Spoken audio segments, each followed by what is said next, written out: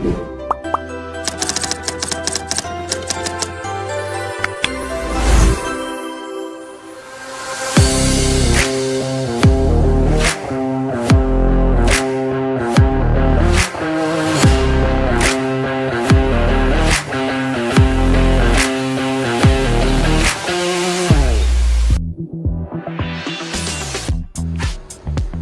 lingkungan strategis pemerintahan dan tuntutan reformasi birokrasi menempatkan aparatur sipil negara (ASN) sebagai motor utama dalam mewujudkan pelayanan publik yang profesional, adaptif, dan berkualitas.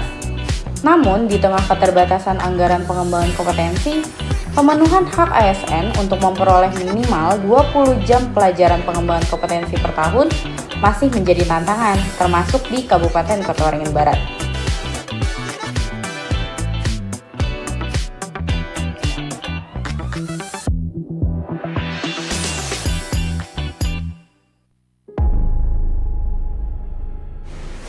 Berangkat dari kebutuhan tersebut, BKPSDM Kabupaten Kota Waringin Barat menghadirkan inovasi Jumpa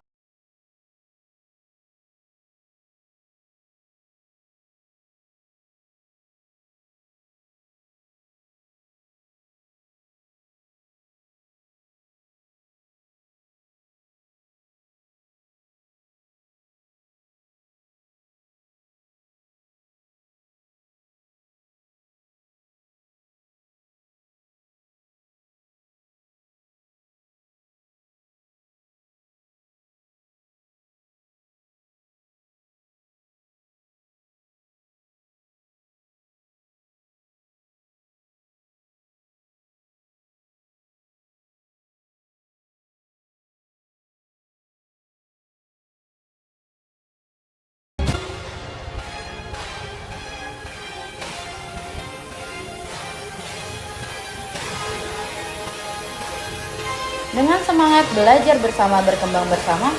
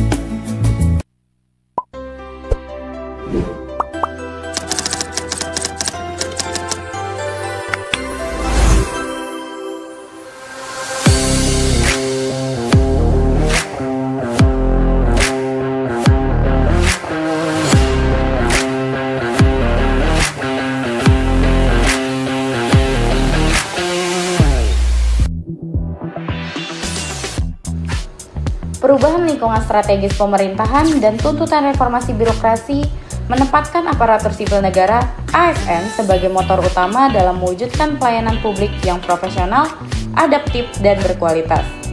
Namun, di tengah keterbatasan anggaran pengembangan kompetensi, pemenuhan hak ASN untuk memperoleh minimal 20 jam pelajaran pengembangan kompetensi per tahun masih menjadi tantangan, termasuk di Kabupaten Kota Waringin Barat.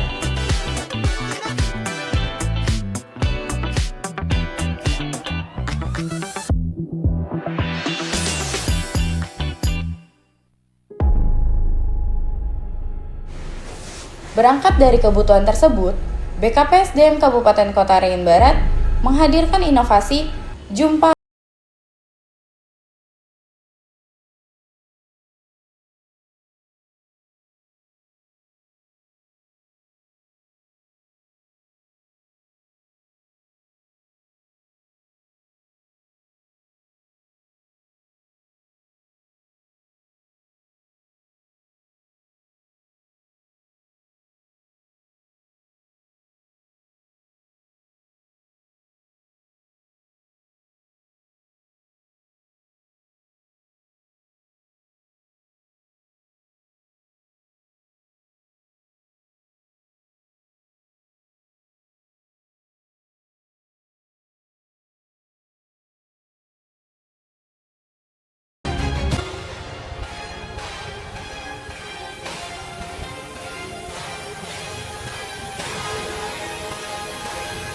Dengan semangat belajar bersama berkembang bersama.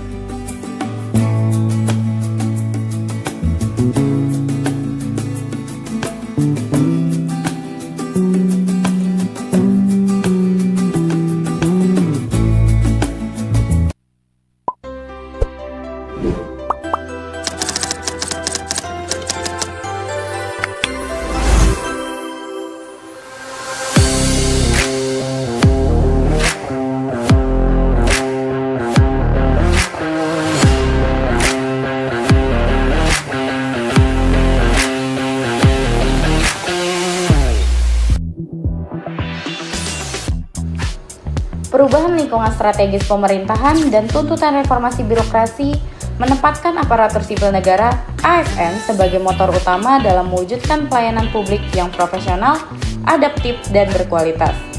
Namun, di tengah keterbatasan anggaran pengembangan kompetensi, pemenuhan hak ASN untuk memperoleh minimal 20 jam pelajaran pengembangan kompetensi per tahun masih menjadi tantangan, termasuk di Kabupaten Kota Waringin Barat.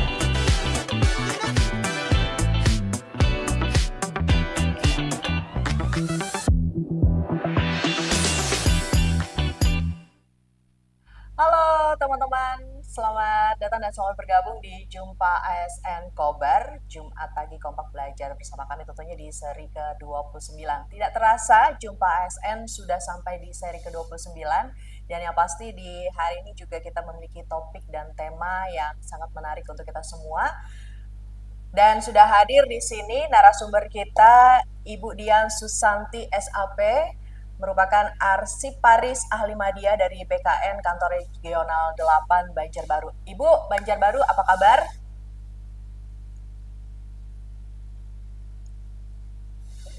Nah, ya ini kemute nih. Suaranya nih kemute nih, ibunya. Oke, bentar.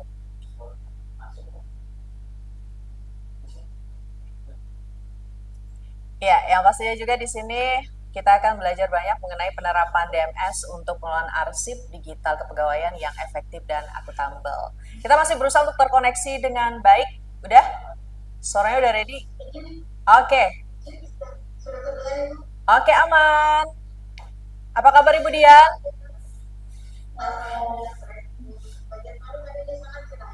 Oke, cerah. Panasnya semerbak ya. Semerbak di kulit maksudnya. Oke.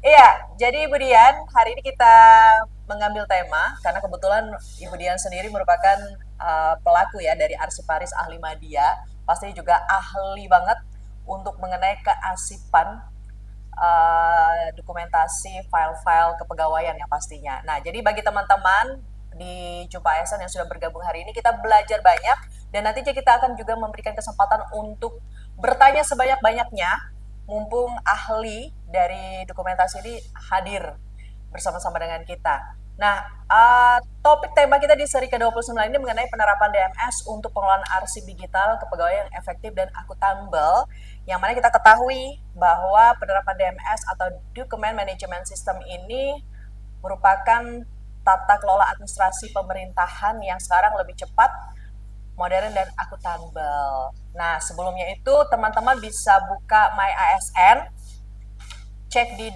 dashboardnya di sana, skor arsip digitalnya. Ya, benar kan Bu Dian? Iya. Iya, sebelum kita belajar lebih jauh apa itu DMS, Bapak Ibu buka dulu My ASN lihat di dashboardnya di sana skor arsip digitalnya berapa. Dan kebetulan Ibu saya juga baru cek, Bu Dian. Ternyata skor arsip saya sendiri itu baru 42,73. Belum. Baru karena baru saya cek. Oke, jadi kita akan belajar banyak di sini. Kami persilakan kepada Ibu Dia untuk menjelaskan apa dan sepenting apa itu DMS bagi pegawai khususnya. Silakan Ibu.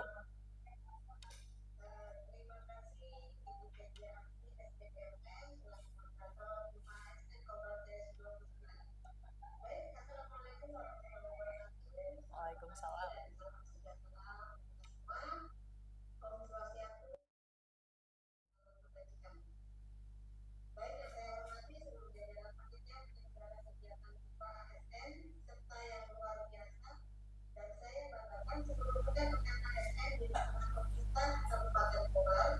yang sudah hadir secara daring pada waktu awal pada hari ini.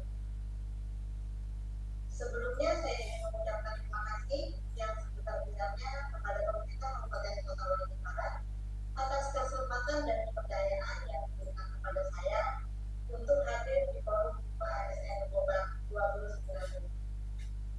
Seperti tak pepatah mengatakan, Ibu tidak kenal maka tak sayang. Betul. Maka izinkan saya untuk memperkenalkan diri secara singkat bahwa saya namanya Sakti dengan jabatan saat ini adalah Aksimaris Amimadia pada tim kerja Sistem Informasi dan Digitalisasi Kantor Regional 8 BKN Banjarbaru. Hari ini saya merasa sangat terhormat dapat mendampingi Bapak Ibu sekalian untuk belajar dan sharing bersama terkait pengelolaan arsip ASN digital pada DMS. Baik Bapak Ibu dan rekan-rekan ASN yang saya hormati, hari ini kita mengangkat tema yang sangat krusial di era transformasi digital, yaitu penerapan DMS untuk pengelolaan arsip digital kepegawaian yang efektif dan akuntabel. Kita semua pasti pernah merasakan ya Bapak Ibu, betapa repotnya ketika harus mencari satu lembar SK saat diminta untuk melengkapi usul layanan kepegawaian, seperti usul kenaikan pangkat, pensiun, ataupun usul kepegawaian lainnya. Nah, di sini DMS hadir sebagai solusi. Melalui penerapan DMS, kita tidak sekedar mengelola arsip digital, tetapi kita sedang membangun sistem kerja yang efektif, memotong waktu birokrasi, dan akuntabel, di mana setiap dokumen memiliki rekam jejak yang jelas dan sah secara hukum. Oleh karena itu, untuk 2 jam ke depan, kita akan sharing dalam hal pemenuhan dokumen secara mandiri melalui MyASN untuk meningkatkan skor arsip pada DMS. Di mana arsip-arsip yang sudah tersedia pada DMS nanti akan berguna pada saat Bapak Ibu dan rekan-rekan sekalian mengajukan layanan kepegawaian. Jadi skor arsip yang tinggi sangat penting bagi seorang ASN. Karena skor arsip merupakan indikator kelengkapan arsip ASN pada DMS atau lemari digital BKN. Baik Bapak Ibu, mari kita langsung saja ya untuk bagaimana cara meningkatkan skor arsip ASN pada DMS. Saya akan share screen.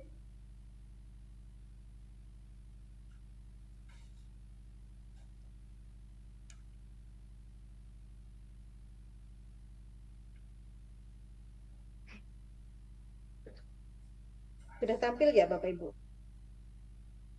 Sudah Ibu. Siap.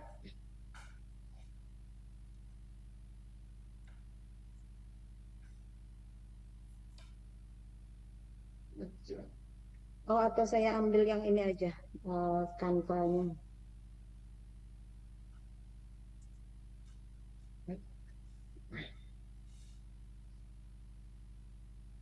Ini ya Bapak Ibu, tema kita hari ini yaitu bimbingan teknis tentang penerapan DMS untuk pengelolaan arsip digital kepegawaian yang efektif dan akuntabel. Nah, Bapak Ibu sudah tentu tahu kan DMS itu apa? DMS itu yaitu sebuah perangkat lunak yang digunakan untuk mengelola arsip ASN, baik digital maupun non-digital, secara terstruktur dan terpusat, yang bertujuan sebagai sarana menyimpan, mengatur, dan melacak. Jadi arsip yang tersimpan di dalam DMS ini bukan sekedar untuk menyimpan saja Bapak Ibu. Nanti arsip yang ada di DMS ini akan berguna untuk layanan kepegawaian Bapak Ibu sekalian, karena apabila dokumen sudah terpenuhi dalam DMS, pada usul layanan kepegawaian Bapak Ibu tidak perlu lagi untuk mengupload ulang dokumen-dokumen untuk usulan seperti itu. Di mana DMS ini adalah platform yang sudah terintegrasi dengan SIASN. Jadi setiap perubahan yang terjadi di SIASN, dokumennya secara otomatis akan tersimpan di DMS seperti itu. Selanjutnya, bagaimana dengan dokumen yang tidak dihasilkan melalui SIASN? Jadi Bapak Ibu dapat mengunggahnya ke dalam DMS ini, melalui MyASN untuk melengkapinya secara mandiri. Contoh dokumen yang tidak dihasilkan pada SIASN adalah seperti kenaikan jabatan, seperti itu kan. Pengangkatan dalam jabatan itu tidak ada di SIASN, maka Bapak Ibu dapat mengunggah dokumennya ke DMS melalui MyASN. Nah, untuk dasar hukumnya ya Bapak Ibu, saya yakin Bapak Ibu semuanya sudah hatam. Jadi ada beberapa dasar hukum, Bapak Ibu sekalian di sini sudah hatam. Di sini baik kita lanjutkan saja.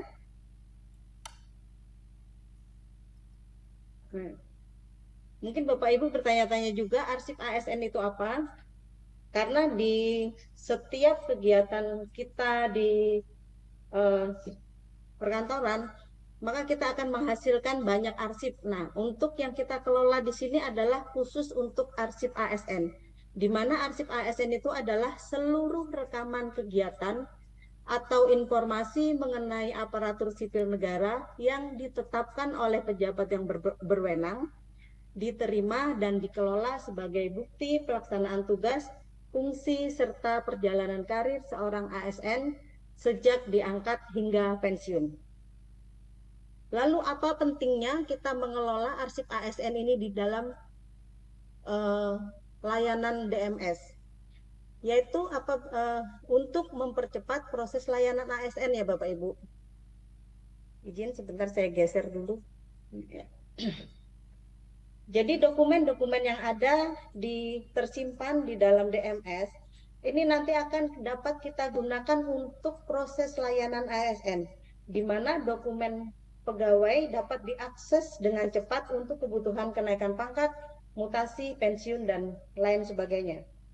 Jadi kalau misalkan dokumen yang ada di DMS semakin lengkap, maka Bapak Ibu akan semakin cepat memperoleh layanan kepegawaian karena pengambilan keputusannya dari riwayat-riwayat jabatan yang tersimpan di DMS lengkap. Selanjutnya dapat mengurangi risiko kehilangan, tentu seperti itu ya Bapak Ibu, karena dokumen tersimpan secara digital, jadi sebagai backup penyimpanan arsip fisik seperti itu, serta untuk mendukung layanan yang efektif dan efisien. Proses administrasi menjadi lebih cepat, hemat waktu, dan mengurangi penggunaan dokumen fisik. Di mana sudah kita ketahui bersama, untuk layanan kepegawaian di BKN saat ini sudah full digitalisasi. Jadi Bapak Ibu tidak perlu lagi membawa tumpukan dokumen. Jadi kita dapat mencari dokumen ataupun menggunakan dokumen yang sudah pernah kita simpan di dalam DMS. Tentunya juga setelah dokumen lengkap akan mempermudah akses dokumen dan kapan saja. Kita ketahui bersama ya Bapak Ibu, sekarang kita sudah di era digitalisasi. Jika dulu layanan kepegawaian, pada saat Bapak Ibu mengajukan layanan kepegawaian ada kekurangan dokumen segala macam, Bapak Ibu pasti akan mencari dokumen fisik. Belum lagi kalau posisi dokumen fisik tersimpan di rumah dan Ibu berada di kantor ataupun di luar kota, pasti akan sangat eh, susah, memerlukan waktu untuk mencarinya. Akan tetapi sekarang dengan tersimpannya dokumen secara digital pada DMS, Bapak Ibu dapat mengakses kapan saja dan di mana saja saat Bapak Ibu memerlukan dokumen kepegawaian. Selanjutnya, meningkatkan akuntabilitas layanan. Setiap proses pengelolaan dokumen dapat ditelusuri eh, sehingga lebih transparan dan tertib administrasi. Bagi Bapak Ibu sekalian yang sudah pernah mengajukan layanan kepegawaian saat ini, pasti Bapak Ibu dapat melihat riwayat usulan kapan diusulkan, kapan ditetapkan. Nah, seperti itu kita lebih dapat melihat perjalanan usulan-usulan layanan seperti itu. Selanjutnya, mendukung transportasi layanan digital ASN, di mana DMS membantu mewujudkan layanan kepegawaian modern berbasis elektronik dan paperless. Selanjut, nah, selain beberapa dasar hukum di depan, untuk DMS ini juga dikuatkan oleh Kepala BKN melalui Surat Edaran Kepala BKN nomor 11 tahun 2025 yang ditetapkan pada tanggal 18 Desember 2025. Nah, di sini secara resmi mengakhiri era pengelolaan arsip manajemen ASN secara konvensional. Mungkin Bapak Ibu ada yang bertanya-tanya ya, dengan surat edaran ini secara resmi mengakhiri era pengelolaan arsip manajemen secara konvensional. Lalu bagaimana dengan arsip ASN secara konvensional tersebut? Apakah sudah kita tidak kelola lagi seperti itu? Nah, tidak seperti itu ya Bapak Ibu. Kita di sini sudah full digitalisasi untuk layanan. Akan tetapi dokumen-dokumen yang masih terlahir secara konvensional atau fisik, kita masih tetap memelihara dan menyimpannya. Karena dokumen-dokumen tersebut sebagai pembanding nanti apabila ada apa ya namanya perbedaan hukum seperti itu. Nah, itu nanti masih kita gunakan apabila dokumen-dokumen masih terlahir secara konvensional. Berbeda kalau memang dokumen memang sudah terlahir secara digital. Seperti itu. Adapun latar belakang untuk Surat Edaran Nomor 11 Tahun 2025 ini, yaitu Badan Kepegawaian Negara dalam mengelola sistem informasi aparatur sipil negara berbasis digital dan terintegrasi dan berkolaborasi perlu didukung digitalisasi arsip aparatur sipil negara yang komprehensif dan nasional. Nah, di sini ya Bapak Ibu, karena semua layanan kepegawaian sudah secara digitalisasi, maka dokumen-dokumen kepegawaian atau arsip-arsip digital kepegawaian perlu dikelola secara komprehensif seperti itu, agar mendukung layanan kepegawaian yang sudah full digitalisasi tersebut. Selanjutnya, arsip aparatur sipil negara dikelola untuk memastikan ketersediaan dan kelengkapan arsip aparatur sipil negara serta menjamin keutuhan, kerahasiaan, keamanan, dan keautentikannya. Selanjutnya, dokumen manajemen sistem diperlukan untuk meningkatkan perlindungan terhadap arsip aparatur sipil negara dan memberikan kemudahan dalam mengakses arsip aparatur sipil negara dengan cepat, tepat, dan aman. Seperti itu. Lanjut saja ya Bapak Ibu. Adapun ruang lingkup Surat Edaran Nomor 11 Tahun 2025, yaitu yang pertama dalam hal penciptaan arsip sudah terdapat di SIASN ya Bapak Ibu untuk penciptaan arsip secara digital. Selanjutnya penyimpanan arsip pada DMS yang sudah terintegrasi dengan SIASN. Selanjutnya yang nomor 3 adalah selain kita menyimpan arsip aparatur sipil negara pada DMS, kita dapat memanfaatkan dokumen yang tersimpan di DMS serta penyajian informasi arsip aparatur sipil negara guna pengambilan keputusan layanan kepegawaian. Selanjutnya yang keempat adalah pemeliharaan dan keamanan arsip. Yang kelima adalah penyusutan arsip. Penyusutan arsip nanti juga akan diatur di dalam DMS ini. apabila dia sudah mencapai masa pensiun atau sudah habis masa retensinya, nanti penyusutannya juga akan langsung dikelola secara digital, serta ada pembinaan dan pengawasan tata kelola arsip aparatur sipil negara. Nah, ini untuk manfaat arsip ASN yang tersimpan di DMS, ya Bapak Ibu, hampir sama seperti tujuan tadi, yaitu sebagai backup ya Bapak Ibu. Arsip yang tersimpan di DMS ini bisa kita jadikan sebagai backup apabila Bapak Ibu atau kita sekalian mengalami kelalaian dalam penyimpanan atau arsip kita tercecer, akan tetapi apabila dokumen tersebut sudah, maaf Ibu, share screen saya kok. Oke. Oh, sebentar.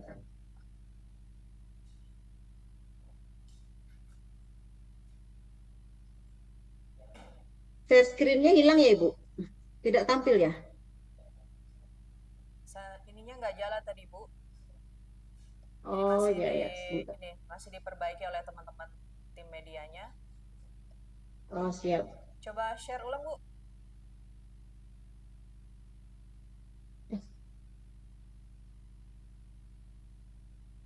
Nah, oke, udah. Sampai di sini ya? Ya. Oke, sudah terlihat ya, ya Ibu. Nah, kita lanjutkan.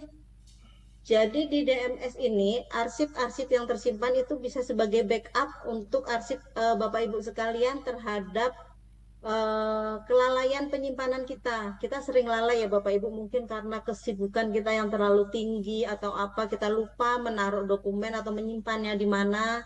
Nah, apabila Bapak Ibu sudah menyimpan dokumen tersebut secara digital di DMS ini, Bapak Ibu dapat mengaksesnya kembali sebagai backup tersebut. Begitu juga apabila ada hal yang di luar kendali kita seperti banjir ataupun kebakaran. Nah, itu kita mengantisipasi bisa menggunakan apa namanya, arsip yang sudah tersimpan di DMS ini. Selanjutnya kita next aja karena untuk manfaat tadi hampir sama dengan tujuan. Nah, kita sudah masuk ke dalam main sistemnya ini, Bapak Ibu, yaitu arsip ASN. Jadi arsip ASN itu di dalam DMS terbagi di dalam dua jenis. Ada arsip utama dan ada arsip kondisional. Oh, kok ada arsip kondisional, itu arsip apa saja? Nah, kita lanjut saja. Arsip utama adalah arsip yang pasti dimiliki oleh setiap ASN. Jadi tidak ada seorang ASN pun yang tidak memiliki arsip utama ini. Akan tetapi arsip kondisional, tidak semua ASN memiliki arsip kondisional itu. Jadi dengan kondisi-kondisi tertentu, ASN bisa memiliki arsip kondisional. Lalu untuk arsip utama, apa saja yang ada di arsip utama?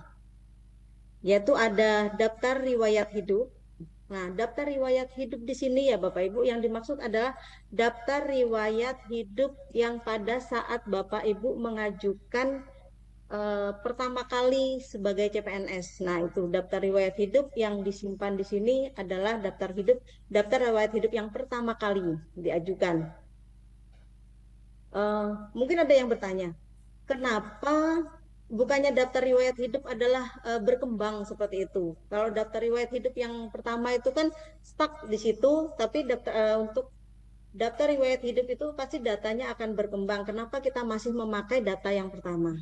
Nah, daftar riwayat hidup ini akan digunakan apabila data-data Bapak Ibu di kemudian hari terdapat perbedaan data utama kepegawaian seperti nama, tempat tanggal lahir, seperti itu. Nah, apabila ada perbedaan seperti itu, kita akan tetap mengacu ke data yang utama. Selanjutnya ada dokumen D2 NIP atau Pertek penetapan NIP. Nah, ini permasalahan secara global di sini.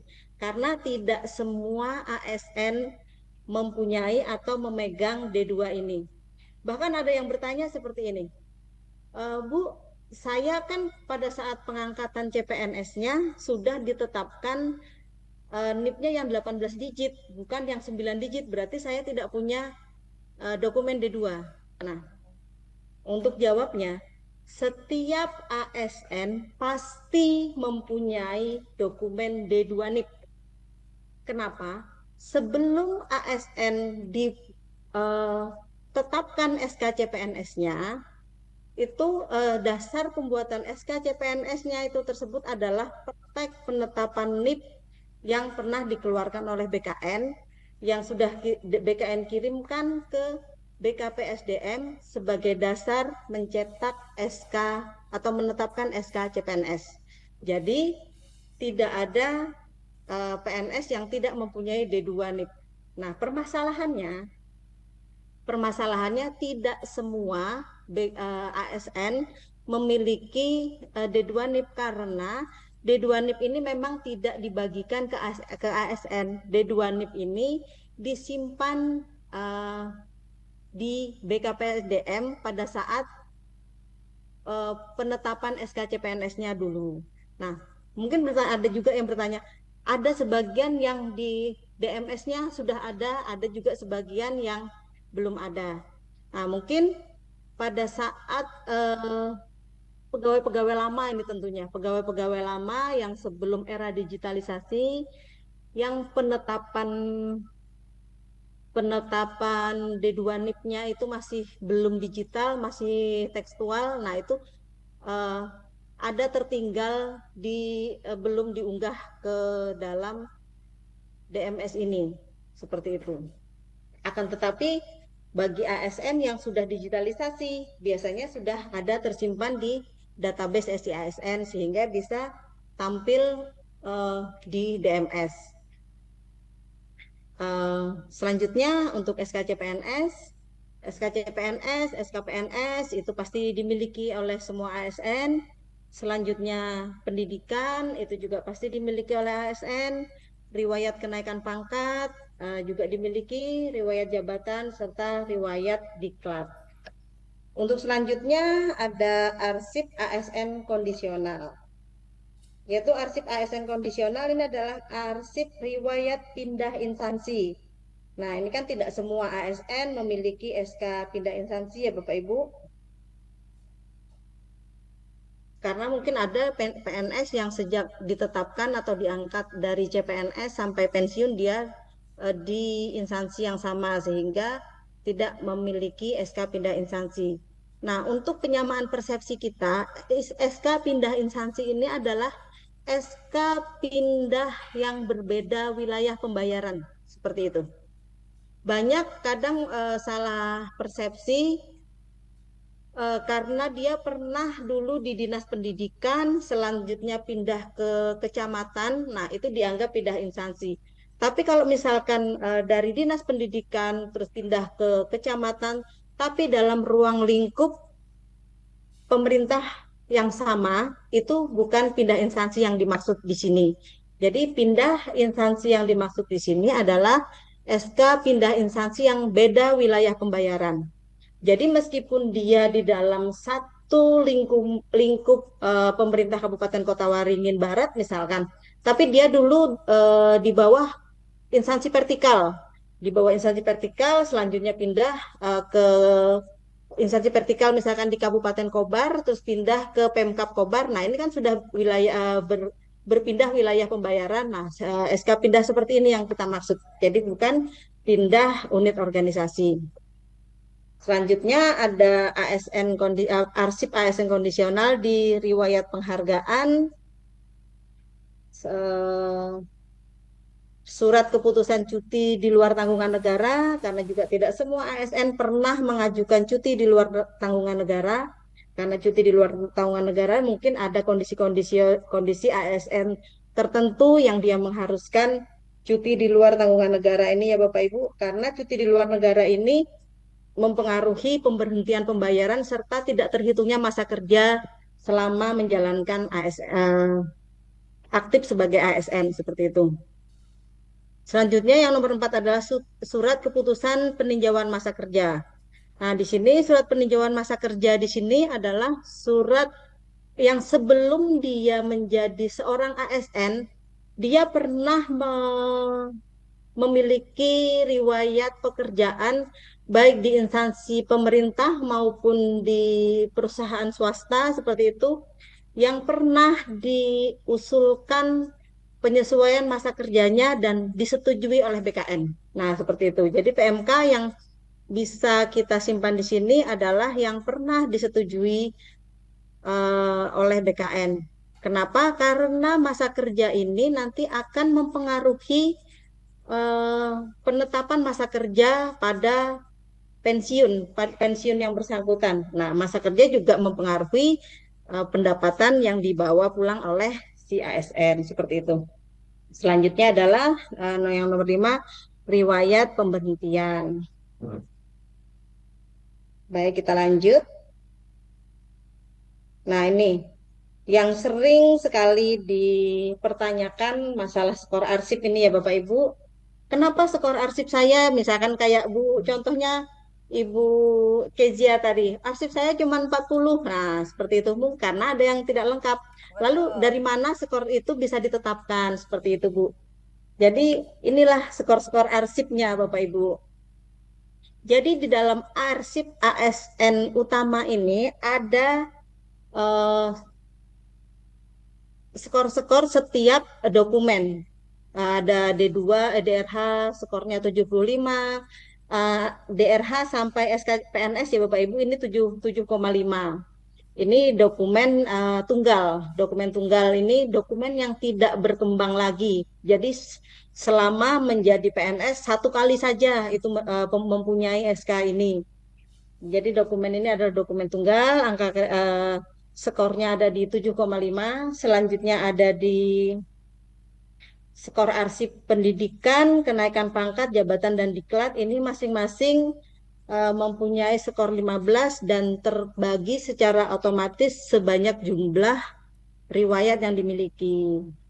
Misalkan riwayat pendidikan semua pegawai itu tidak sama. Ada yang memiliki 3 jenis riwayat, SD, SMP, SMA, ataupun bisa ada yang memiliki SD sampai S3 misalkan seperti itu, dia akan membagi secara otomatis untuk skornya adalah per riwayatnya adalah 15 kayak seperti itu.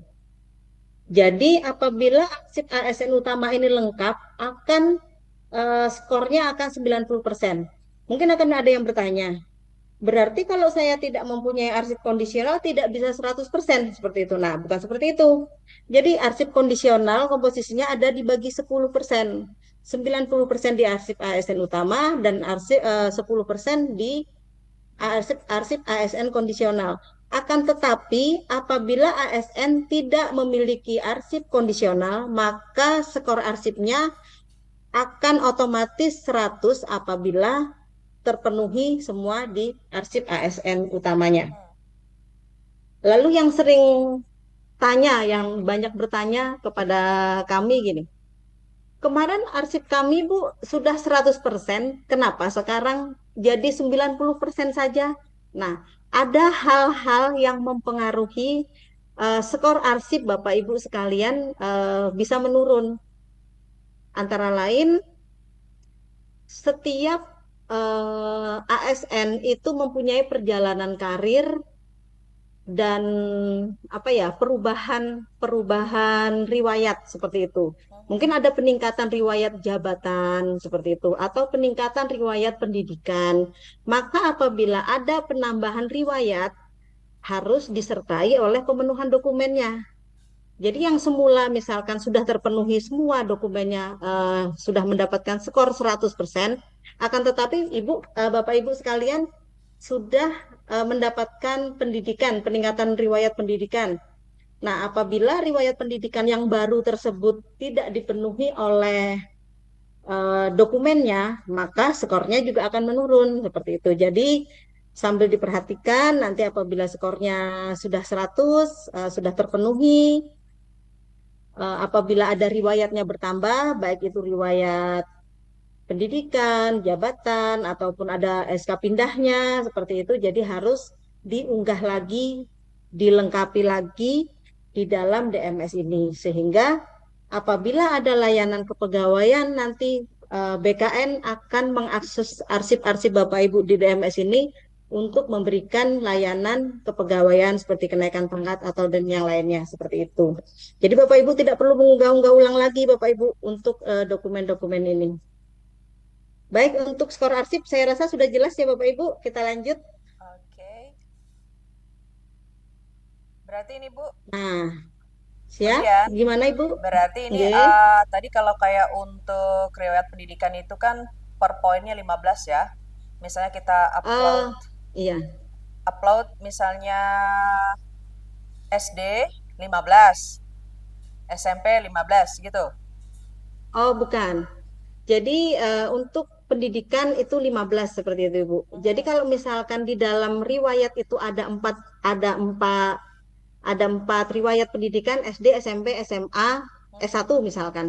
Nah, 15 itu akan membagi empat ini, Bu. Oke. Nah, Jadi dia skornya. akan membagi di sejumlah, misalkan ada 5, berarti 15 ini akan dibagi 5, seperti itu. Mhm. Jadi kalau misalkan dia riwayatnya ada 5, yang terpenuhinya cuma 4, misalkan, berarti kan tidak sampai 15. Jadi Betul. mungkin 12, Oke. berapa, seperti itu. Oke, siap. Terima kasih, Bu. Ya, siap. Kita lanjut ya Ibu ke dalam kategori skor arsip. Nah, untuk skor arsip ini ya Bapak Ibu, ada 4 kuadran yang dibagi, yaitu di kuadran satu itu ada kurang dari 30%, itu masuk kategori kurang lengkap. Jadi untuk di kuadran 2 antara 30 sampai 55,5 itu dengan kategori cukup lengkap. Sedangkan di kuadran 3 di 55,6 sampai 90 itu masuk di kategori lengkap. Untuk di tahun 2026 ini sasaran kita adalah setidaknya adalah masuk di kategori lengkap. Seperti itu. Lebih bagus lagi kalau misalkan Bapak Ibu bisa mencapai di kuadran 4 yaitu lebih dari 90% sangat lengkap. Nah, jadi mungkin Bapak Ibu sekalian sudah ada yang membuka My ASN dan melihat skor arsipnya di DMS ada berapa. Jadi bisa sudah di sini ya Bapak Ibu menentukan berarti saya ada di kuadran ini seperti itu. Nah, contohnya seperti Ibu Kezia tadi ya Ibu, Mhm. 40 ya Bu. Nah, berarti 40-an. Ibu masih masuk di kategori 2 di cukup lengkap kayak gitu. Cukup jelas ya Bapak Ibu untuk kategori skor arsip, kita bisa lanjut. Nah, ini kami bisa sajikan data statistik yang kami tarik per tanggal 20 Mei 2026 sebenarnya masih hangat. Nah, untuk Kota Waringin Barat ini berapa ini? Saya kok kurang terlihat. Nah, dia di urutan keberapa ini? Kabar baiknya ya Bapak Ibu, untuk Kota Waringin Barat udah masuk di kategori ketiga. Karena tadi batas kategori ketiga adalah 30 sampai 55,6. Nah, ini lebihan 0,1. 0,1. Jadi udah masuk, tapi ini juga masih kita perlu tingkatkan lagi untuk skornya ini agar bisa mencapai kondisi lengkap dengan nilai yang lebih baik seperti itu. Nah, untuk selanjutnya kita masuk saja ke, nah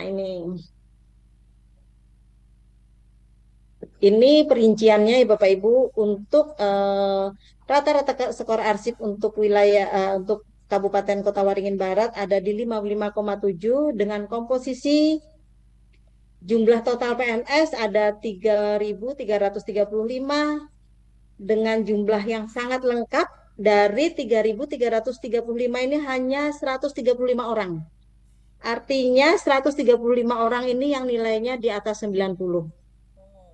Selanjutnya ada 1.203 eh, yang masuk ke dalam kondisi lengkap dan masih didominasi jumlah pegawai dengan kategori cukup lengkap ini ada di 1969. Nah, ini nanti PR kita bersama bagaimana cara meningkatkan skor arsip ini untuk menjadi sangat lengkap. Nah, ada 28 orang pegawai dari 3.335 yang kategorinya masih kurang lengkap seperti itu. Tapi ini sudah angka yang eh, lumayan atau cukup bagus ya Bapak Ibu, cuman harus kita tingkatkan lagi seperti itu. Baik, kita berkomitmen bersama ya Bapak Ibu untuk segera melengkapi dokumen Bapak Ibu secara mandiri melalui My ASN agar skor arsip di DMS-nya tinggi guna memperoleh layanan kepegawaian eh, yang nantinya akan menerapkan layanan kepegawaian otomatis di mana Bapak Ibu di mana BKN langsung mengakses data-data yang tersimpan di DMS. Jadi kalau nanti sudah diterapkan kenaikan pangkat secara otomatis, misalkan ada teman Bapak Ibu satu ruangan, tiba-tiba menerima SK kenaikan pangkat. Nah, Bapak Ibu sudah tidak perlu bertanya lagi, silahkan dicek di DMS-nya, dokumen apa yang kurang di situ. Seperti itu. Nah, inilah pentingnya skor arsip Bapak Ibu sekalian untuk ditingkatkan. Sebenarnya skor arsip ini bukan untuk orang lain ya Bapak Ibu. Ini adalah kemudahan yang diberikan oleh BKN untuk layanan kepegawaian Bapak Ibu sekalian. Seperti itu.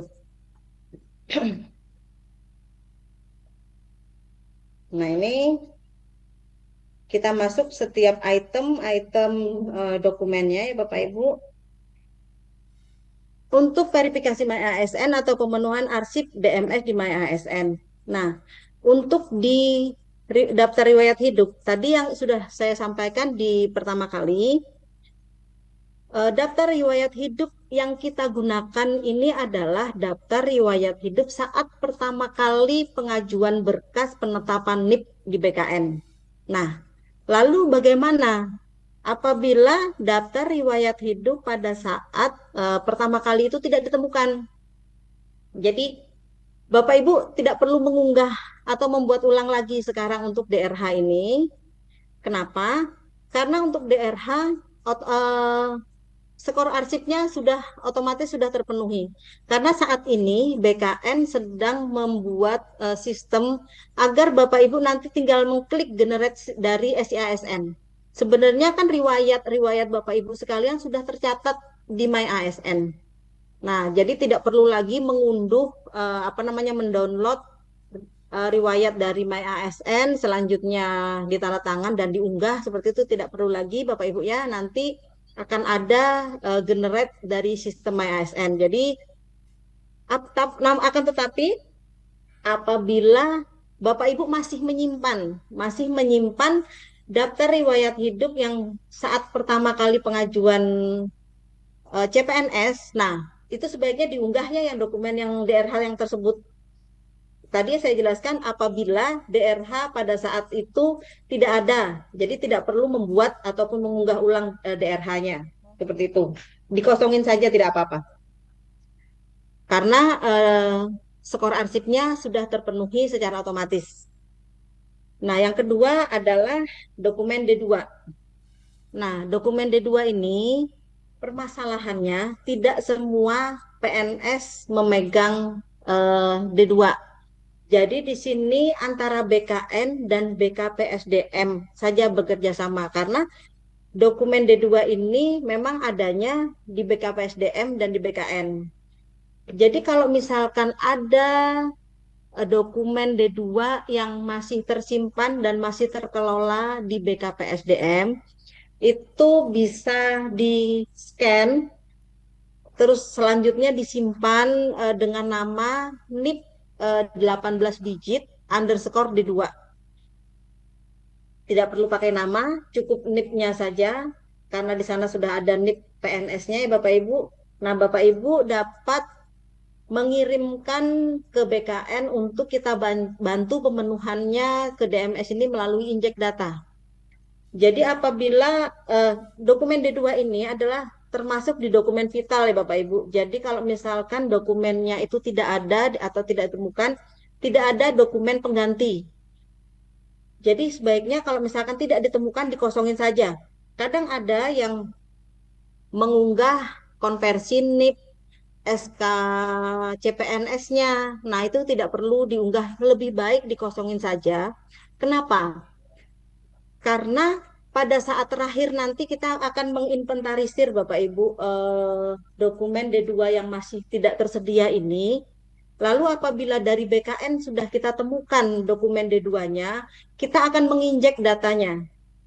Kita akan menginjek untuk memenuhi dokumen D2 ini. Jadi apabila dokumen yang di D2 ini sudah terisi, akan tetapi dokumen yang diunggah itu adalah salah dan sudah terlanjur di-approve. Jadi pada saat kita mau menginjek data yang benar, itu akan tertolak oleh sistem. Karena di rumahnya D2 ini sudah ada orangnya, nggak mungkin ada orang baru bisa masuk seperti itu. Kecuali kalau memang yang D2-nya yang salah ini dikeluarkan dulu, baru diunggah ke dokumen yang benar, baru dimasukin dokumen yang benar, itu baru akan tersimpan.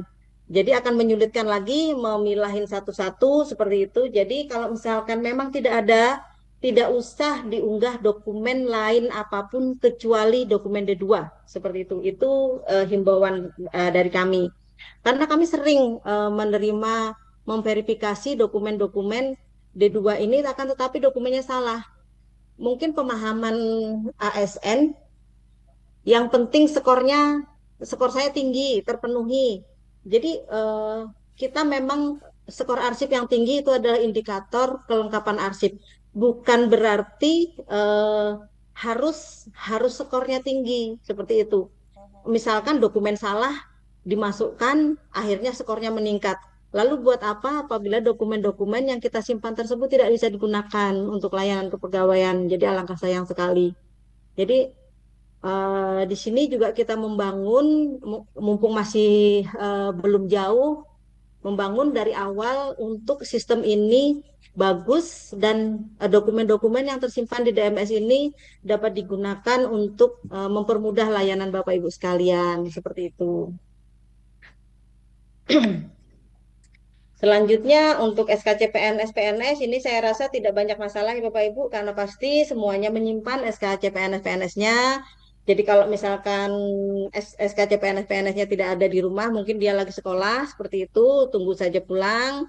Atau misalkan ada SKCPNS yang fotokopi, itu sebenarnya bisa asalkan kondisi arsip pada saat diunggah itu terbaca dan terlihat jelas seperti itu Bapak Ibu.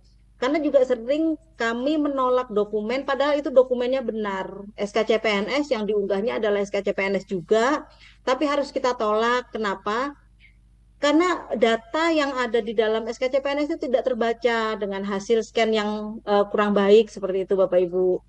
Jadi usahakan untuk karena ini adalah dokumen yang menyimpan dokumen-dokumen kita sendiri kayak seperti itu, usahakanlah untuk menyimpan dokumen ini yang baik seperti itu.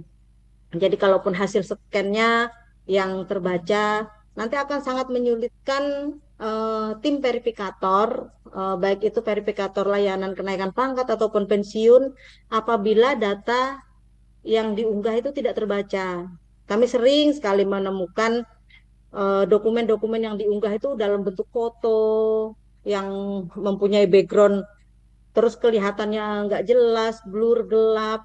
Kadang ada pantulan cahaya sehingga ada data yang hilang tidak terbaca seperti itu. Nah, kita hindari seperti itu ya Bapak Ibu. Usahakan SKCPNS ataupun SK dokumen lainnya yang diunggah ini hasil scan-nya bagus seperti itu. Nah, apabila ada, apakah perlu ada yang bertanya apakah perlu apa namanya dilegalisir seperti itu. Nah, kalau memang ini di DMS ini ada kondisi-kondisi sebenarnya apabila dokumen fotokopi yang tidak dilegalisir pun tidak kita tolak, yang penting itu terbaca dengan jelas. Cuman nanti verifikator memetakan saja bahwa dokumen yang tersimpan ini jenisnya adalah fotokopi. Karena di sana ada pilihan dokumen yang tersimpan asli, fotokopi dilegalisir fotokopi saja tanpa dilegalisir ataupun SK elektronik seperti itu. Nah, jadi tapi untuk karena ini masih tahap kita membangun sistem yang baik, usahakanlah untuk mengunggah dokumennya tersebut, misalkan ini dilegalisir oleh pejabat yang berwenang, misalkan setidaknya dari kepegawaian di instansi Bapak Ibu sekalian, seperti itu. Nah, selanjutnya kita masuk ke dokumen SPMT. Di sini jika SPMT tidak ditemukan, dapat diperbarui dengan ketentuan SPMT dapat dibuat ulang tetapi harus didasari dengan payung hukum dari PPK yang dibuat dari instansi dengan menyatakan SPMT sebelumnya tidak ditemukan. Oleh karena itu diterbitkan SPMT yang sesuai dengan aslinya. Nah, untuk SPMT ini ya Bapak Ibu, memang sih tidak semua pegawai memiliki SPMT. Contohnya saya tidak memiliki SPMT karena TMT saya melaksanakan tugas sesuai dengan TMT CPNS saya. Jadi saya tidak perlu mengunggah atau membuat ulang SPMT. Karena skor arsip antara SK CPNS dengan SPMT itu sudah include. Jadi apabila SK CPNS-nya sudah di-upload, maka SPMT-nya juga akan terpenuhi. Tapi kenapa masih tetap diminta? Nah, ini diminta apabila si PNS memiliki SK SPMT. Jadi sebaiknya diunggah untuk melengkapi dokumennya.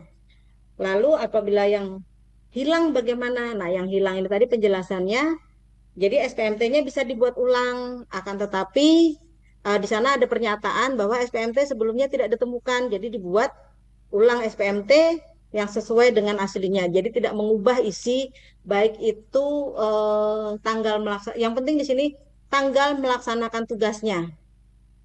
Karena kan pernah kita temui SKCPNS-nya terbit di tahun Januari 2004 misalkan. Tapi dia melaksanakan tugasnya di Januari 2005. Nah, ini kan beda 1 tahun. Jadi kalau untuk beda 1 tahun ini, biasanya masa kerjanya terhitung sejak SPMT. Seperti itu. Jadi kalau ada SPMT, silahkan diunggah SPMT-nya. Kalau dulu mempunyai SPMT, tapi SPMT-nya hilang, maaf. Jika SPMT-nya hilang, bisa diperbarui, tapi akan tetapi apabila pada saat pertama kali tidak mempunyai SPMT, tidak usah dibuatkan SPMT. Cukup diisi SK CPNS-nya saja. Nah, cukup jelas ya Bapak Ibu untuk SPMT ini. Selanjutnya di riwayat pendidikan, ini adalah dokumen asli atau dokumen legalisir yang ditandatangani oleh pejabat yang berwenang. Nah, kalau untuk pendidikan ya Bapak Ibu, pastinya sih kita pasti menyimpan dokumen pendidikannya yang asli. Jadi kalau misalkan ada yang asli, sebaiknya yang di-scan adalah dokumen pendidikan yang asli. Akan tetapi kalau memang itu dokumen yang aslinya hilang, tidak ditemukan, itu SKCP apa pendidikan ijazahnya di-scan itu dilegalisir oleh apa namanya pejabat yang berwenang. Seperti itu. Terus mohon maaf, saya kira ada yang ingin bertanya. Selanjutnya untuk riwayat pangkat ini untuk riwayat pangkat Bapak Ibu ya, eh, sejak tahun 2020 ke atas ya. Saya ingatnya sih tahun 2020 itu ke atas kita sudah menerapkan layanan kepegawaian secara digital. Jadi itu mungkin tag ataupun SK-nya juga sudah dari SIASN. Jika SK-nya sudah terbit secara digital pada SIASN, itu sudah secara otomatis tersimpan di DMS. Akan tetapi kalau memang belum tersimpan, Bapak Ibu juga masih dapat mengunggahnya. Riwayat pangkat juga seperti itu. riwayat jabatan. Nah, riwayat jabatan, untuk riwayat jabatan ini yang menerbitkan adalah instansi setempat ya Bapak Ibu. Jadi tidak melalui SYSN. Jadi setiap riwayat nanti bisa Bapak Ibu unggah. Nah, ini yang permasalahan yang sering kita hadapi saat ini adalah untuk jabatan fungsional yang sudah lama ini Bapak Ibu. Dulu memang kalau untuk jabatan fungsional kenaikan jabatannya itu include dengan kenaikan pangkat. Jadi tidak sendiri-sendiri. Beda kalau sekarang untuk jabatan fungsional itu dia harus ditetapkan dulu kenaikan dalam jabatan. Misalkan ini untuk jabatan fungsional guru ya Bapak Ibu. Jabatan fungsional guru misalkan dia dari guru muda naik ke madya. Dia sebelum ditetapkan kenaikan pangkatnya, dia harus ditetapkan dulu SK kenaikan jabatannya dari jabatan muda ke madya tersebut. Nah, dari SK kenaikan jabatan madya itu dapat mengusulkan kenaikan pangkat. Nah, itu saya sebenarnya agak lupa mulai tahun berapa untuk yang sudah terpisah seperti ini. Tapi dulu yang sebelum sebelum terpisah ini setiap kenaikan jabatan untuk jabatan fungsional itu selalu include dengan kenaikan pangkat. Jadi di SK kenaikan pangkat itu tercantum bunyinya dinaikkan pangkat TMT tanggal sekian dengan golongan sekian disesuaikan jabatannya jabatan misalkan guru madya seperti itu. Nah, itu dulu itu tuh seperti itu. Nah, untuk yang baru-baru ini SK-nya terpisah. Jadi kalau memang SK-nya tersebut terpisah, sebaiknya SK jabatan memang dipisah. Tapi kalau misalkan memang adanya SK jabatan itu masih jadi satu dengan SK kenaikan pangkat, eh, bisa juga diunggah SK kenaikan pangkatnya tersebut. Ya, kita tidak bisa merubah apa yang sudah terjadi ya Bapak Ibu. Ya, kita terima saja seperti itu. Untuk riwayat diklat juga diunggah sesuai dengan riwayat diklatnya. Demikian untuk arsip kondisional juga seperti itu, riwayat pindah instansi. Riwayat pindah instansi ini tadi sudah saya jelaskan ya Bapak Ibu, pindah instansi yang berbeda wilayah pembayaran. Baik itu riwayat untuk selanjutnya riwayat penghargaan, keputusan cuti di luar tanggungan negara, serta surat keputusan peninjauan masa kerja. Nah, khusus untuk surat peninjauan masa kerja nih Bapak Ibu, saya akan jelaskan ada tambahan. Jadi sekarang ini pada saat kita verifikasi di DMS, verifikasi My ASN di DMS, itu banyak kita temui masa kerja itu pada saat honor, honor, honor seperti itu kan. Misalkan dia ada di honor di mana seperti itu. Nah, untuk PMK yang diunggah oleh ASN adalah SK PMK yang pernah disetujui atau diusulkan oleh BKN. Jadi kalau ada riwayat data yang itu, mungkin riwayat itu sudah pernah ditetapkan saat pengusulan pada SKCPNS. Jadi itu sebaiknya dihapus saja. Jadi cukup untuk PMK yang disetujui oleh BKN itu masa kerja tambahan setelah dia diusulkan setelah dia ditetapkan sebagai CPNS baru dia mengusulkan masa kerja dulu pernah menghonor atau punya masa kerja di tempat lain. Nah, SKPMK seperti itu yang kita unggah di PMK ini. Baik, cukup jelas untuk dokumen-dokumen ya Bapak Ibu. Nanti kita selesaikan aja materi kita. Nanti kita ada sesi tanya jawab. Kita lanjut aja ke materinya. Nah, ini ya Bapak Ibu, saya berikan contoh di sini, saya sisipkan untuk contoh dokumen D2. Mungkin Bapak Ibu sekalian ada yang belum pernah melihat SK apa dokumen D2 ini. Dokumen D2 ini seperti ini contohnya. Jadi sebelum Bapak Ibu ditetapkan SKCPNS-nya, SK yang pertama kali, dokumen yang pertama kali dikeluarkan oleh BKN adalah ini. Nah, di sini ciri yang tidak berubah eh, pada dokumen D2 ini baik itu pada saat CPNS ditetapkan NIP-nya yang ditetapkan 9 digit maupun CPNS yang sudah ditetapkan 18 digit.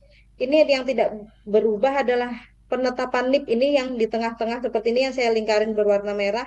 Nah, ini NIP-nya terlihat lebih tebal dan lebih besar. Ini karena NIP pertama kali ditetapkan.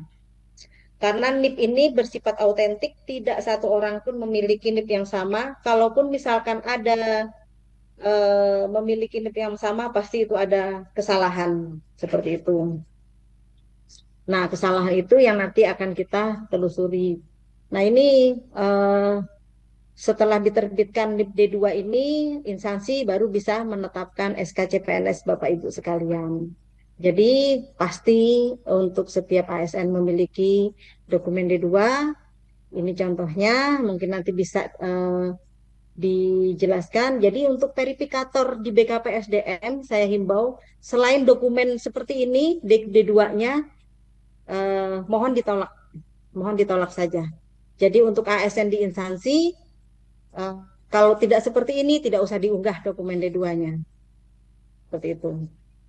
Kadang kita juga ada menemukan mirip bentuknya seperti ini, tapi dia adalah NPKP, praktek kenaikan pangkat. Nah, itu kan bukan penetapan NIP ya Bapak Ibu. Jadi kita juga tolak. Memang sih bentuk pertek-pertek ini mirip antara pertek D2, pertek NPKP. Itu tuh mirip bentuknya, tapi eh, pasti ada bedanya dan kita tahu perbedaannya pasti ada di penetapan NIP yang saya bulatin berwarna merah ini. Seperti itu. Baik, kita lanjutkan ya Bapak Ibu. Nah, ini ada My ASN, terus ada di DMS. Lalu apa bedanya My ASN dan DMS ini? Jadi untuk My ASN Bapak Ibu, ini ASN dapat meningkatkan skor arsip secara mandiri dengan cara mengunggah dokumen pada My ASN. Nah, jadi My ASN ini bisa diakses oleh seluruh ASN. Dengan catatan si ASN ingat ya, login dan usernya. Karena kadang banyak juga sih kita temui untuk ASN-ASN yang lupa. Tapi kan untuk kita membuka itu masih ada lupa lupa login atau lupa user itu nanti bisa kita gunakan itu. Nah, jadi setiap ASN bisa mengakses My ASN. Tapi tidak semua ASN dapat mengakses DMS. Nah, jadi untuk DMS ini adalah orang-orang tertentu yang diberikan user untuk mengakses DMS. Tapi setiap ASN bisa membuka My ASN ini serta bisa meningkatkan skor arsipnya secara mandiri pada My ASN. Lalu, apabila dokumen pada My ASN sudah benar, maka tidak perlu mengunggah dokumen ulang. Nah, pada saat Bapak Ibu sudah membuka My ASN, di sana kan sudah ada yang warna hijau misalkan. Bapak Ibu dapat mereview dokumen Bapak Ibu yang berwarna dengan mengklik lihat warna hijau tersebut, dokumen yang terunggah ini benar atau salah. Jika dokumennya itu sudah benar, Bapak Ibu tidak perlu mengunggah ulang. Tapi apabila dokumennya itu salah, nah Bapak Ibu dapat mengunggah ulang. Seperti itu. Serta mengunggah dokumen yang masih berwarna merah-merah. Nah, yang berwarna merah itu biasanya masih kosong. Nah, Bapak Ibu dapat mengunggah dokumen sesuai namanya. Sesuai namanya ya Bapak Ibu. Jangan misalkan dokumen SKCPNS diunggahnya SKPNS. Nah, yang paling sering kita temui dokumen golongan. Golongan itu kan dokumennya banyak, tidak tunggal. Ada kenaikan pangkat 2B, 2C, 2D. Nah, pada saat dia mengklik 2C, ternyata yang diunggah adalah 2A, seperti itu. Nah, mohon diperhatikan Bapak Ibu sekalian untuk mengunggah dokumennya itu sesuai dengan namanya. Selanjutnya, apabila dokumen pada MyASN ada yang keliru dan ingin diperbaiki, maka ASN dapat mengunggah ulang, mengunggah ulang dokumen. Jika ada ketidaksesuaian data, maka perbaiki data pada permajaan. Nah, jadi gini, kadang ada dokumen itu tidak sesuai datanya. Misalkan SK jabatan dia misalkan kepala seksi di instansi mana kayak gitu kan, ternyata dia tertulisnya eh, beda gitu, datanya itu beda. Jadi kalau misalkan ada perbedaan data itu, datanya bisa diperbaiki melalui permajaan. Seperti itu. Jadi nanti setelah Bapak Ibu ASN sekalian sudah mengisi atau mengunggah dokumen, itu tidak serta-merta skor arsipnya akan naik. Jadi setelah mengunggah, yang tadinya tanda di sana adalah panah ke atas, akan berubah jadi jam atau waktu. Nah, itu menunggu verifikasi MyASN DMS dari instansi seperti itu. Nah, setelah diverifikasi, baru kalau misalkan diterima karena dokumennya benar, tersimpan di DMS, otomatis akan skornya naik. Akan tetapi di verifikator nanti apabila dokumennya salah, ditolak, nanti ada diberikan catatan. Biasanya tadinya yang jam, tanda jam itu berubah jadi tanda seru berwarna merah. Nah itu silahkan diklik, ada pesan cinta apa dari si verifikator untuk diperbaiki dokumennya. Nah, jadi seperti itu ya Bapak Ibu. Jadi dokumen yang setelah diunggah harus diverifikasi dulu oleh verifikator DMS di MyASN, baru menaikkan skor arsipnya Bapak Ibu sekalian. Lalu apa yang dilakukan verifikator DMS? Nah, verifikasi ASN digital pada DMS oleh verifikator. Jadi verifikator di DMS itu dapat mengapprove, memverifikasi atau menerima usulan dokumen pada MyASN jika dokumen usulan benar. Yang kedua bisa mereject atau menolak dengan memberi keterangan tolak agar ASN dapat memperbaiki kesalahan dan mengunggah ulang dokumen. Terus selanjutnya user DMS itu juga dapat mengunggah langsung apabila dokumennya ada. Si AS, bisa melengkapi dokumen ASN lain seperti itu. Jadi biasanya untuk DMS ini hanya diberikan di BKPSDM atau verifikator di unit instansi. Nah, itu bisa mengunggah dokumen-dokumen ini ke DMS untuk melengkapi DMS-nya. Itu hanya kewenangan dari DMS. Jadi DMS ini selain dia bisa melengkapi dokumennya sendiri, dia juga bisa mengunggah dokumen orang lain ataupun memapping. Memapping ini adalah dokumen-dokumen yang sudah tersimpan di SIASN tapi masih belum masuk ke dalam rumahnya DMS. Nah, itu verifikator DMS bisa menyimpan, mengambil dokumen yang pernah diusulkan layanan sebelumnya di SIASN ke dalam rumahnya DMS ini. Ini contoh mapping ini seperti ini. Jadi seorang PNS pernah mengusulkan peremajaan data pendidikan. Misalkan dia ada peningkatan pendidikan S1, dia pernah mengusulkan peremajaan pendidikan karena dia pernah mengunggah dokumen pendidikan di SIASN, maka dokumen ijazah tersebut sudah tersimpan di SIASN. Akan tetapi belum masuk ke dalam mapping atau rumahnya DMS. Contoh analoginya seperti ini. Dokumen itu sudah tersimpan di lemari, tapi belum tersimpan di mapnya seperti itu. Nah, jadi si mapping ini bisa mengambil dokumen tersebut untuk memasukkan ke dalam mapnya si rumahnya si riwayat pendidikan. Nah, ini adalah kewenangan verifikator DMS. Jadi singkatnya ya Bapak Ibu, untuk MyASN itu bisa dibuka semua MyASN dan bisa melengkapi dokumen secara mandiri. Untuk verifikator DMS itu bisa memverifikasi, menerima ataupun menolak dokumen yang sudah yang sudah diunggah oleh ASN pada MyASN untuk meningkatkan skor arsipnya. Seperti itu.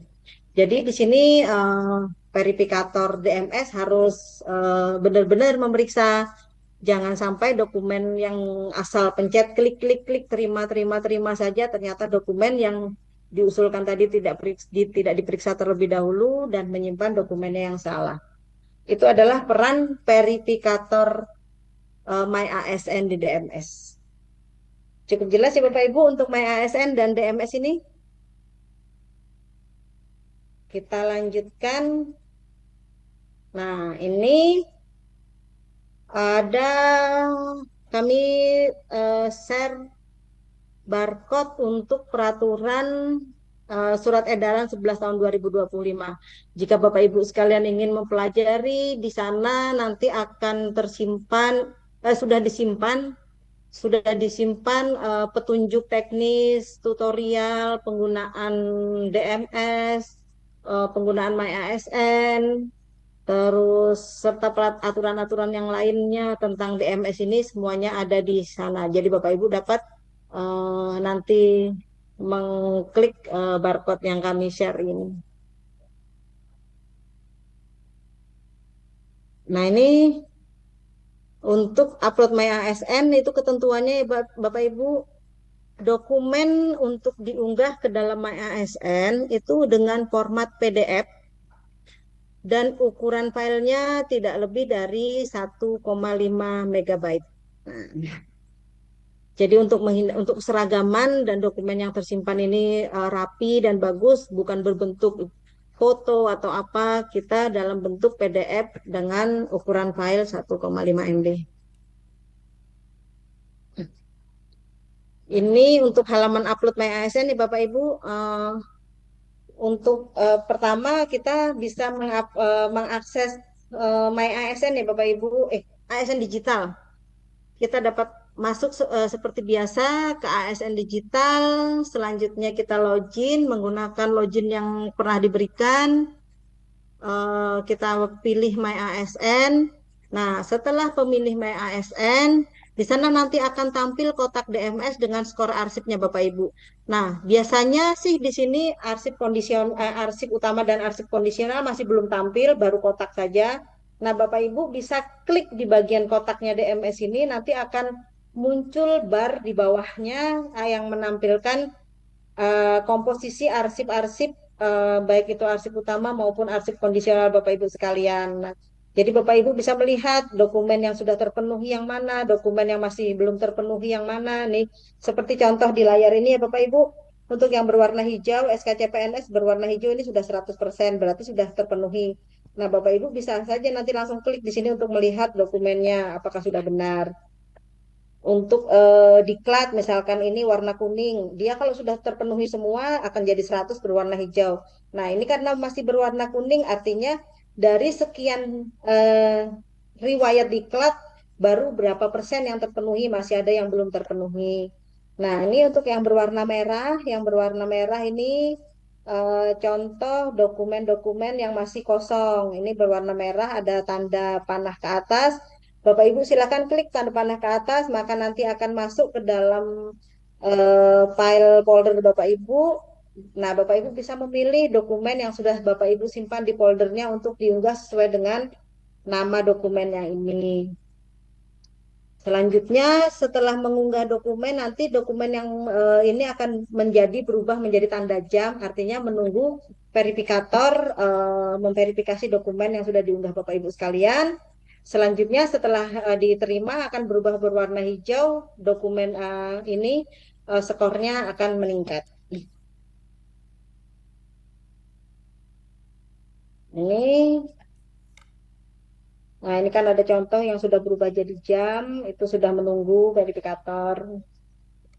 Seperti itu. Nah, kita masuk ke, saya jelaskan aja dulu secara teori, nanti kita coba contohkan masuk ke dalam aplikasi, semoga hari ini tidak gangguan ya Bapak Ibu.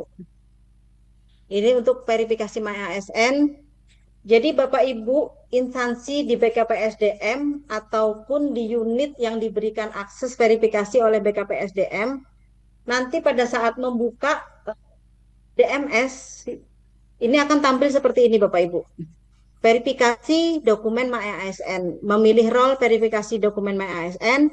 Di sini pada angka 1 menunjukkan, jadi kalau misalkan ada NIP yang sudah mengusulkan, Bapak Ibu tahu NIP-nya, silahkan klik NIP-nya, nanti akan jenis riwayatnya semua, selanjutnya statusnya semua silahkan muat, nanti akan tampil dokumen yang telah diunggah pada NIP tersebut. Akan tetapi kalau misalkan mau memverifikasi satu jenis dokumen, abaikan NIP, kita langsung masuk ke nomor 2. Jenis riwayat di sini menampilkan ada 13 jenis riwayat. Nah, Bapak Ibu bisa memilih salah satu riwayat, misalkan verifikator ASN memilih riwayat D2 misalkan, atau memilih DRH salah satu riwayat. Terus selanjutnya untuk status pilih yang usulan. Yang semua ini nanti akan menampilkan baik itu usulan atau usul yang sudah ditolak maupun usulan yang sudah ditolak maupun diterima. Jadi kalau untuk verifikasi bisa kita masukkan kondisi yang masih berupa usulan itu. Selanjutnya di muat ulang nanti akan tampil dokumen sesuai yang jenis riwayat DRH yang sudah kita pilih. Seperti itu. Nah, pilih salah satu usulan. Selanjutnya, setelah kita menerapkan kondisi, ini saya mencontohkan satu, untuk jenis riwayatnya saya memilih daftar riwayat hidup. Untuk usulan saya memilih usulan. Jadi yang ditampilkan adalah semua DRH yang sudah diusulkan oleh ASN dengan NIP yang berbeda ini. Nah, ini tampilannya seperti ini. Ada tampilan berapa usulan yang sudah masuk, nanti akan tampil seperti ini. Nah, untuk langkah-langkah verifikasinya, verifikator dapat klik tanda lihat yang saya bulatin berwarna merah ini. Klik tombol lihat untuk membuka dokumen. Selanjutnya petugas memverifikasi kesesuaian dokumennya. Nah, ini saat klik lihat sudah diklik, tombol lihat sudah diklik, dia akan menampilkan data daftar riwayat hidup pada NIP tersebut. Nah, verifikator di sini memeriksa dokumen DRH atau dokumen apapun yang sudah diterapkan ya Bapak Ibu, diperiksa apabila sudah sesuai, lalu menerapkan detail dokumennya, apakah dokumen yang diupload itu adalah asli, fotokopi legalisir, fotokopi ataupun elektronik. Nah, kita terapkan jenis berkasnya seperti apa. Selanjutnya klik verifikasi, maka dokumennya akan tersimpan ke DMS. Selanjutnya, misalkan dokumennya ini tidak sesuai, misalkan kita temukan DRH ini ternyata beda nama orang lain ternyata tidak sesuai dengan data. Nah, verifikator bisa mengklik tombol tolak. Selanjutnya dokumen bisa menuliskan pesan tolaknya apa, misalkan dokumen tidak berbeda nama. Selanjutnya klik tolak, nanti akan kembali ke ASN untuk diperbaiki. Seperti itu SOP-nya. Cukup jelas untuk MyASN ini, untuk verifikasi MyASN. Nanti kita coba setiap riwayat ya Bapak Ibu, langsung saja ke aplikasi. Ini tutorial penggunaan DMS. Sebenarnya masuknya juga melalui ASN digital, kita memilih DMS seperti tadi ya Bapak Ibu, kita pilih DMS. Selanjutnya di sana ada rule yang ada di DMS, ada home, monitoring, dashboard, manajemen, dan tool. Dan yang terbaru ini yang terakhir adalah verifikasi MyASN. Kalau untuk home ini apa saja kerjanya? Pada halaman ini user verifikator melaksanakan tugas melengkapi melengkapi arsip kepegawaian berdasarkan data ASN yang ada di dalam database SISN. Nah, ini bisa memapping, ini tadi yang saya contohkan, memapping data yang sudah tersimpan di SISN untuk melengkapi. Tapi kendalanya tidak semua arsip ASN tersimpan di SISN. Makanya akhirnya dibangunlah melengkapi data secara mandiri melalui MyASN ini. Untuk monitoring di sini ada halaman user dapat melihat dan mendownload arsip kepegawaian yang telah dilengkapi oleh database.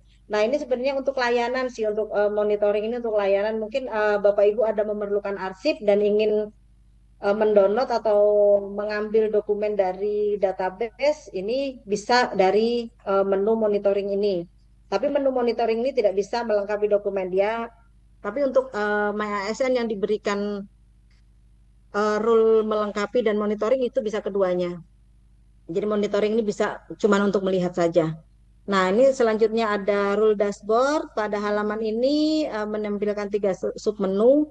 Ada aktivitas user, ada status dokumen PNS, ada statistik. Nah, seperti itu. Jadi apa saja kinerja aktivitas user ini? Jadi aktivitas user ini dapat melihat laporan kinerja seorang verifikator, dia sudah melakukan aktivitas apa saja, apakah dia sudah mengunggah ataupun memapping, berapa jumlahnya, dan kapan waktunya itu bisa dilihat pada aktivitas user ini. Ini biasanya digunakan untuk membuat laporan sih Bapak Ibu ya. Untuk membuat laporan, misalkan kita sudah melakukan pekerjaan, kalau kita harus menghitung lagi jumlah dokumen yang sudah pernah kita verifikasi itu sangat merepotkan dan memerlukan waktu, jadi kita bisa melihat di aktivitas user ini. Status dokumen ini bisa menampilkan si NIP tersebut ini dokumen yang belum tersedia, ini dokumen apa saja bisa dilihat dari status dokumen ini. Statistik dokumen ini statistik ini juga bisa digunakan untuk melihat kondisi kondisi eh, sudah berapa skor arsip untuk sebuah instansi, tanggal berapa, seperti itu. Ini manajemen, selanjutnya tuh nanti kita lanjut saja. Ini verifikasi. Coba saya mau buka ini aja ya Bapak Ibu. Kita contohkan langsung ke aplikasi.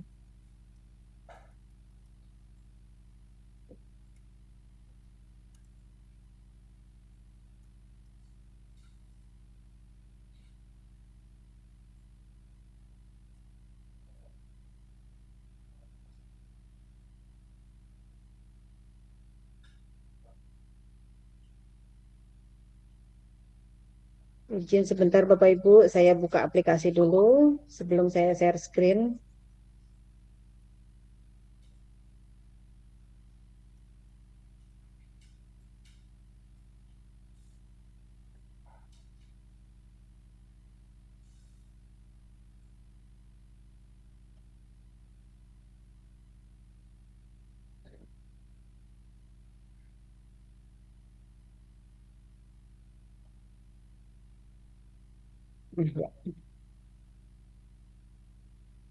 Saya bisa share screen lagi ya Bapak Ibu.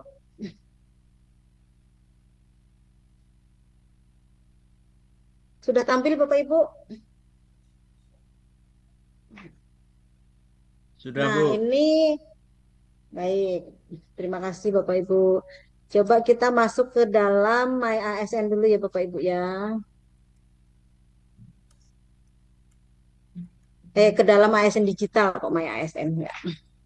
Kita masuk ke layanan individu, selanjutnya masuk ke ASN digital. Ke Nah ini My ASN. Nah, ini sudah tampil kan Bapak Ibu ya. Eh, Coba Bapak Ibu sekalian sambil dibuka My ASN-nya biar kita bisa praktek bersama. Nah, ini pada saat Bapak Ibu pertama kali membuka My ASN, tampilannya seperti ini ya Bapak Ibu. Di sini ada tampil skor arsip DMS Bapak Ibu sekalian, sudah berapa di sana. Selanjutnya Bapak Ibu bisa klik kotaknya ini. Nah, selanjutnya setelah diklik dia akan tampil eh, dua arsip, arsip utama dan arsip kondisional. Selanjutnya Bapak Ibu bisa klik lagi di arsip utama. Nah, di sana eh, di sini kan ada nih contohnya nih data. Ini untuk diklat saya masih 60%, 60% ternyata bisa dilihat. Nah, pada saat dilihat ini ada beberapa yang masih merah. Nah, ini gini Bapak Ibu. Untuk arsip sertifikat atau diklat itu apabila memang Bapak Ibu di sini ada riwayatnya, karena sering juga ada yang bertanya seperti itu. Riwayatnya nih ada, tapi si ASN tuh merasa tidak pernah ikut dalam diklat itu dan tidak, atau mungkin lupa atau bagaimana ya Bapak Ibu ya, dan tidak memiliki dokumen sertifikatnya seperti itu. Nah, Bapak Ibu bisa menghapus saja dokumen-dokumen yang Bapak Ibu rasa tidak ada ini. Nah, ini bisa nanti bisa meningkatkan skor arsipnya. Lalu bagaimana pengaruhnya dengan IPASN? Nah, tentunya juga akan berpengaruh dengan IPASN kalau misalkan dihapus. Karena di unsur pengembangan ya Bapak Ibu itu dinilai adalah diklat, jenis diklat atau yang lain kayak gitu kan. Akan tetapi bagaimana kalau misalkan dokumennya memang benar-benar tidak ada, daripada di sini tidak bisa 100%, sedangkan Bapak Ibu juga tidak punya dokumen yang diunggah, kalau misalkan diunggah dokumen yang tidak benar pun nanti juga akan ditolak, jadi itu bisa dihapus saja. Karena penilaiannya pun yang dilakukan adalah 10 sertifikat tertinggi apa yang terbaru, seperti itu Bapak Ibu. 10 sertifikat teratas dan terbaru itu yang biasanya dinilai itu 10 aja yang ini. Nah, jadi untuk meningkatkan ini kalau memang tidak ada yang masih merah-merah ini bisa dihapus saja riwayatnya. Seperti itu. Nah, ini contohnya saya SPMT saya tidak punya. Ya, apa yang harus saya upload? Saya biarkan saja. Akan tetapi di sini kan untuk skor SPMT sudah include dengan SKCPNS, jadi tidak begitu masalah. Ini sudah nanti Bapak Ibu bisa mengunggah ataupun melengkapi dokumen Bapak Ibu untuk meningkatkan skor arsipnya melalui MyASN ini ya Bapak Ibu. Saya rasa tidak sulit untuk memenuhi ini. Yang penting adalah dokumen yang diunggah itu sama, jangan berbeda. Perhatikan golongannya. Misalkan di sini golongannya 3C, ya yang harus diunggah SKKP 3C-nya seperti itu. Jadi misalkan nanti korelasinya, misalkan pada saat kenaikan pangkat periode April 2026, kenaikan pangkat Juni 2026 yang bersangkutan ini pindah. Nah, itu dilihat dari tanggal berapa? Apakah dia sebelum tanggal pindah? Nah, itu mungkin nanti akan korelasinya ke sana. Jadi untuk SK yang diunggah sebenarnya yang dari BKN maupun SK yang dibuat dari instansi dengan mengutip persetujuan dari BKN itu bisa. Oke.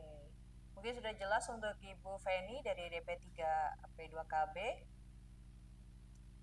Oke, baik. Kita sesaat lagi akan closing statement Ibu Dian, tapi sebelumnya kita menyapa juga terima kasih untuk kebersamaan dari teman-teman Jumpa ASN Kobar. Kami juga menginformasikan Bu Dian kalau di Jumpa ASN ini juga tidak hanya teman-teman dari Kobar, tapi ada beberapa teman-teman biasa dari Riau, dari Bogor, dan bahkan dari Kota Palangkaraya Provinsi Kalimantan Tengah juga turut bergabung bersama dengan kita. Dan yang pasti juga kami informasikan buat teman-teman jangan lupa untuk absensi setelah ini akan di-share linknya untuk absen dan untuk pengunduhan sertifikat bagi yang belum mengunduh dan juga mengupload di MyASN termasuk saya. Nantinya teman-teman bisa lihat ada beberapa judul-judul sertifikat di sana bisa diunduh kemudian nanti diupload bersama-sama di MyASN sesuai dengan judulnya masing-masing. Begitu ya Ibu ya? Jangan salah upload Iya, ini. betul Ibu. Oke, baik. Terima kasih Ibu Dian untuk kebersamaannya. Mungkin ada closing statement dari Ibu Dian untuk teman-teman di Jumpa ASN Kobar. Baik, mungkin sekedar untuk mengingatkan ya Bapak Ibu, skor arsip yang tinggi bagi ASN itu penting. Tapi bukan skor arsip yang kita kejar.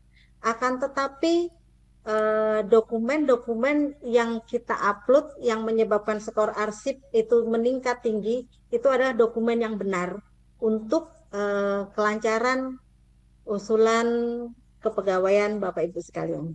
Mungkin itu Bapak Ibu pesan saya. Oke, baik. Siap, Terima kasih. saya kembalikan. Oke, baik. Terima kasih kebersamaannya Bu Dian. Sehat selalu. Semoga nanti bisa beneran datang ke Kota Waringin Barat. Tidak hanya melalui secara daring saja dari antara Banjarbaru dan Pangkalan Bun. Dan terima kasih juga untuk bersama teman-teman di Jumpa ASN Kobar di seri ke-29. Kita masih ada banyak seri-seri di sepanjang tahun 2026 ini dan pastikan Anda terus aktif untuk mengikuti dari kegiatan Jumpa ASN. Sampai belibet. Saya Keisha Abdi, pamit undur diri. Sampai jumpa. Salam sehat dan selamat bersiap-siap untuk weekend di akhir pekan ini.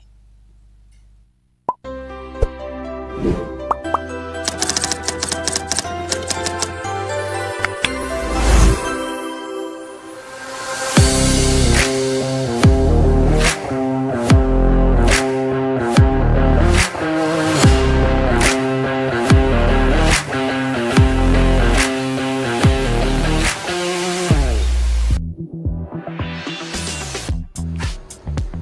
lingkungan strategis pemerintahan dan tuntutan reformasi birokrasi menempatkan aparatur sipil negara (ASN) sebagai motor utama dalam mewujudkan pelayanan publik yang profesional, adaptif, dan berkualitas. Namun, di tengah keterbatasan anggaran pengembangan kompetensi, pemenuhan hak ASN untuk memperoleh minimal 20 jam pelajaran pengembangan kompetensi per tahun masih menjadi tantangan, termasuk di Kabupaten Kota Waringin Barat.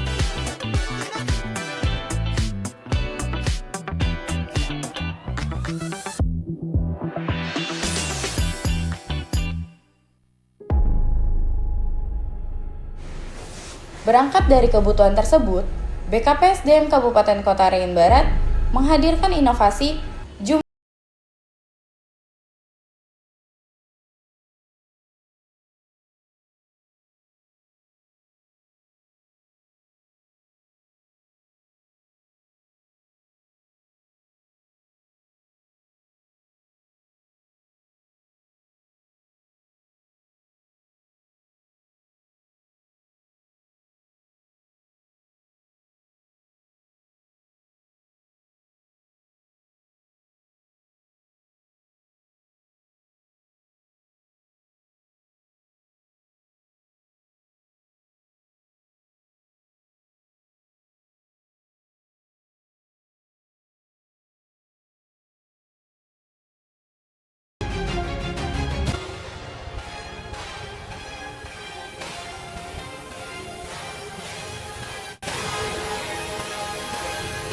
dengan semangat belajar bersama berkembang bersama.